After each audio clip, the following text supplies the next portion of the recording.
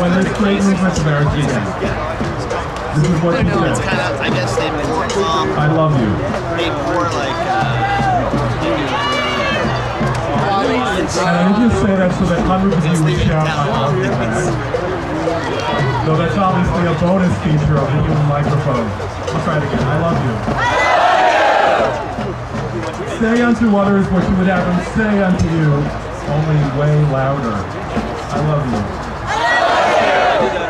Yesterday, one of the speakers at the labor rally said, we found each other. That sentiment captures the beauty of what's being created right here. A wide open space, as well as an idea so big that it can't be contained by any space.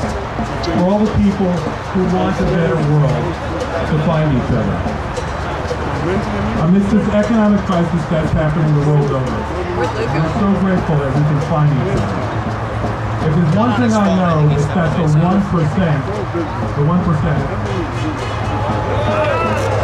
okay, on Fox News tonight, you'll see Proud Booze Grayson. And you'll see that. I can guarantee you will see that.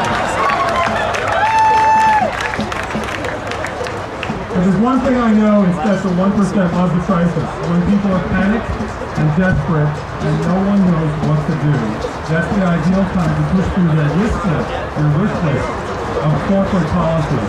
Privatizing education, privatizing social security, slashing public services, getting rid of the last constraints on corporate power. Amidst the economic crisis that is happening the world over.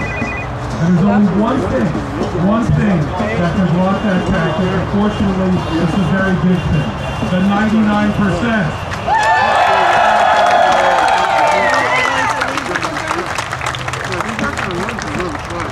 Who are we? Who are we? Who are we?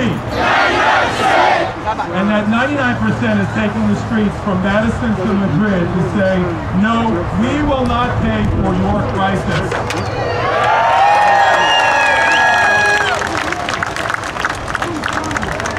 That slogan began in Italy in 2008 and ricocheted to Greece and France and Ireland, and finally it's made its way to this square mile where the crisis began in Wall Street, and now it's made its way to...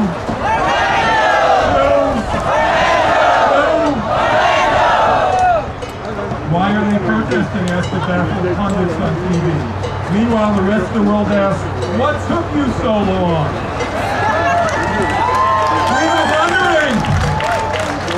We've been wondering when you were going to show up and fight for what's right. And most of all, people are saying, welcome. Welcome to the public forum. Many people have drawn parallels between Occupy Wall Street and the so-called anti-globalization protests that came to the world's attention in Seattle in 1999. That was the last time a global, youth-led, I said youth-led, decentralized movement took direct aim at corporate power. And I'm proud to be part of what we call the movement of movements. But there are important differences too. For instance, we chose summits as our target. Summits are transient by their nature, they only last a week.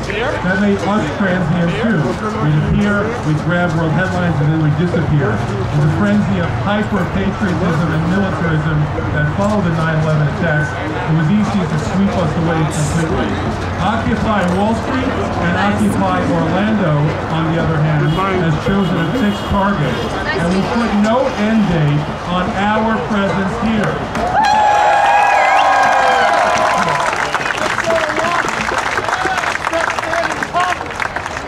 This is wise. Only when you stay in one place can you put down roots. This is crucial. It's the fact of the information age that too many movements spring up like beautiful flowers but quickly die off. It's because they don't have roots and they don't have long-term plans for how they're going to sustain themselves. So when the storms come, they get washed away. But being horizontal and deeply democratic is wonderful. These principles are compatible with the hard work of building the structures and the institutions that are sturdy enough to weather the storms ahead. And I have great faith that that will happen. Something else what this movement is doing right. You've committed yourself to non-violence. You refuse to give the media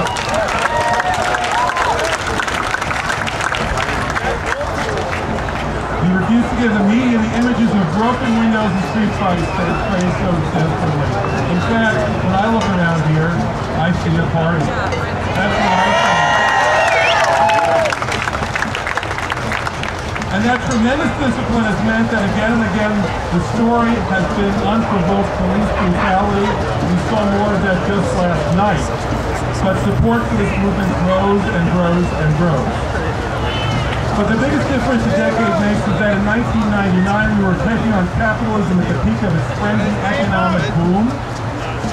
Unemployment was low, stock portfolios were bulging, the media was drunk on easy money. Then it was about startups, not shutdowns. We pointed out that deregulation behind the frenzy came at a price. It was damaging to labor standards. It was damaging to environmental standards.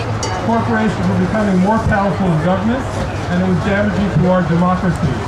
But to be honest, when the good times rolled, taking on an economic system based on greed was a tough sell, especially in the so-called rich countries. But 10 years later, there aren't any more rich countries. There's only a few rich people.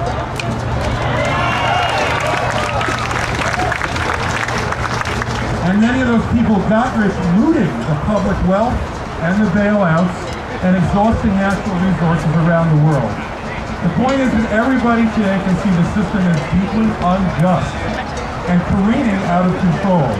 Unfair greed has crashed the global economy and is crashing the natural world as well.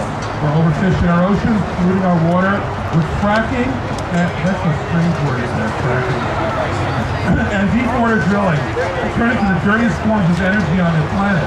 And the atmosphere cannot absorb the amount of carbon we're putting into it, creating dangerous global warming. The new normal is serial disasters, economic and ecological. Those are the facts. They're so blatant, so obvious, that it's easier to connect with the public and make that to 99% than it was in 1999 and build this movement quickly. We all know in some sense that the world is upside down. We act as if there's no end to resources that are actually finite, like fossil fuels, and atmospheric space to absorb those emissions.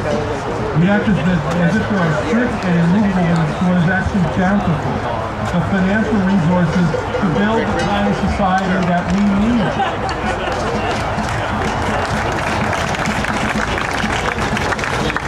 It's time to turn this society around, to change this false scarcity, to insist that we can afford a decent, inclusive society, while at the same time respect the real limits of Mother Earth.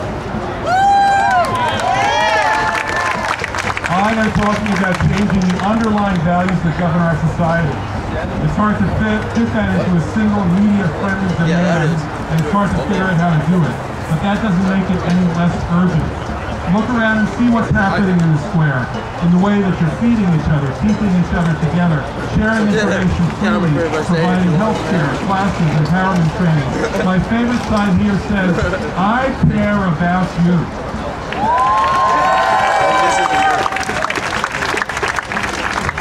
Turn to the person next to you. It is just like, so good.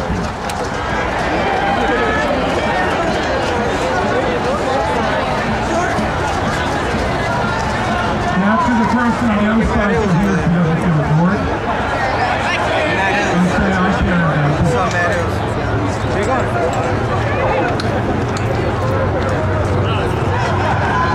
Here are the things that don't matter. What we wear, or I must say many who are regular. Whether we shake our fists or whether we make peace signs. Whether we can fit our dreams for a better world into a single immediate soundbite, that doesn't matter. What does matter is our courage. Our courage! Our moral compass. And how we treat each other. We have picked a fight with the most powerful economic and political forces on the planet. You see that building over there? That's their local office. The Chamber of Commerce. That's frightening. And as this movement grows from strength to strength, it will get more frightening. Always be aware that there'll be a temptation to shift to smaller targets. That's a battle that we have to win. Don't give in to that temptation. I'm not saying don't call each other on things. But this time let's treat each other as if we plan to work side by side in the struggle for many, many years to come.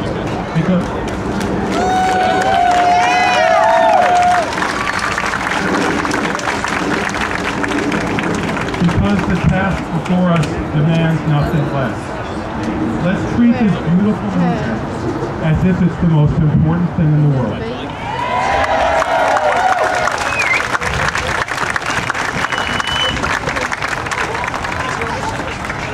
Because it is.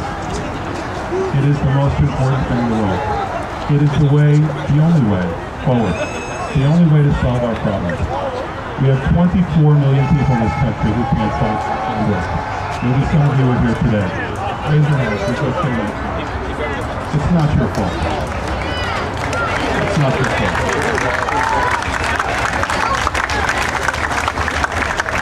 Kane says it is. Many Republicans say that it's not your fault. We have 50 million people in this country who cannot see a doctor when they're sick. Raise your hands if you have no health coverage. It's not your fault.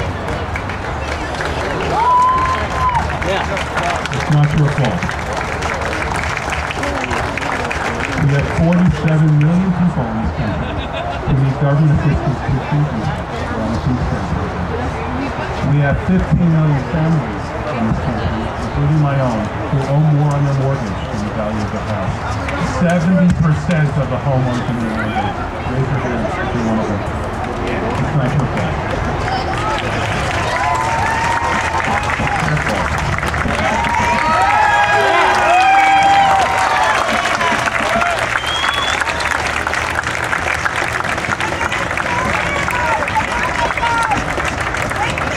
Wall Street has created, enforced, perpetuated a system that has created the greatest inequality of any industrial company in the world. We are fifth in the entire world in inequality of wealth, just lower than Zimbabwe. And how's it working for Zimbabwe? Not that well. Wall Street has completely dominated our economic system. Wall Street determines our economic policies. Big oil determines our environmental policies and our energy policies. And the military-industrial complex determines our foreign policy.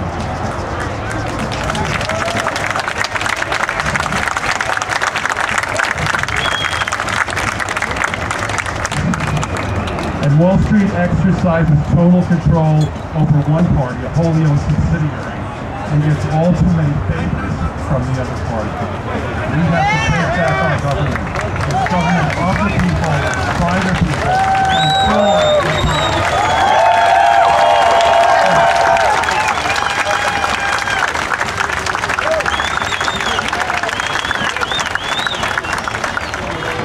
There is only one way out of this crisis. Only one way to fix this broken system. Look around. You're looking at it. This is the only way. Because of this. The people united will never be defeated. The people united will never be defeated. The people united will never be defeated. The people united will never be defeated. Thank you very much.